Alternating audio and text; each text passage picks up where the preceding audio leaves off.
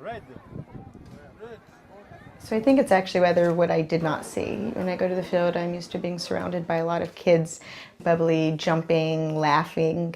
And in Borno, this is not the case, especially in the displacement camps where the kids, especially the children under 5, were missing. Most of them had unfortunately already died.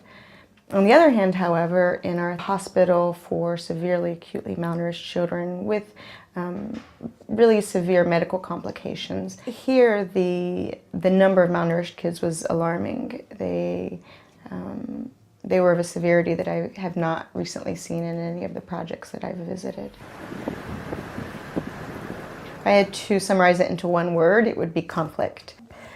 Entire villages have been decimated and left empty as the conflict between Boko Haram and the Nigerian government has persisted, and people have had to leave their livelihoods behind. Many of them have been moved into displacement camps, and many of them have fled to the state capital of Maiduguri. Others that have not made it to the state capital but are in areas that have very difficult access because of the fighting, where humanitarian aid is not able to reach them and food is not able to reach them. The other side of the story is the medical side.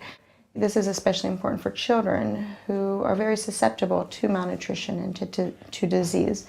So you take a child that does not have enough food, that is living in very crowded and often unhospitable situations. On top of that, you add the malaria season, you add measles, poor water leading to diarrhea, and you end up with very, very sick children. The one-shot approach that we use for areas that are outside of Maiduguri, those areas where there is still ongoing conflict and where it's not safe for us to leave a permanent team. So we will send a team to visit the area, and during a short time we will, for example, screen all children under the age of 5 for malnutrition. And for those children that are malnourished, we will distribute a monthly supply of a special therapeutic food that will help them recover. And we also try to vaccinate for deadly diseases such as measles or pneumonia. So we do as much as we can in a short period, not knowing when we will be able to come back to that same area. The other type of approach is what we use in Maiduguri. This has mostly involved simplification of our approach in order to reach as many children and as many women as we can.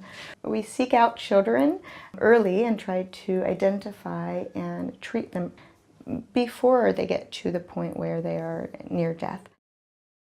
The situation in Borno is devastating. It's so tragic, but we can make a difference, and we are making a difference.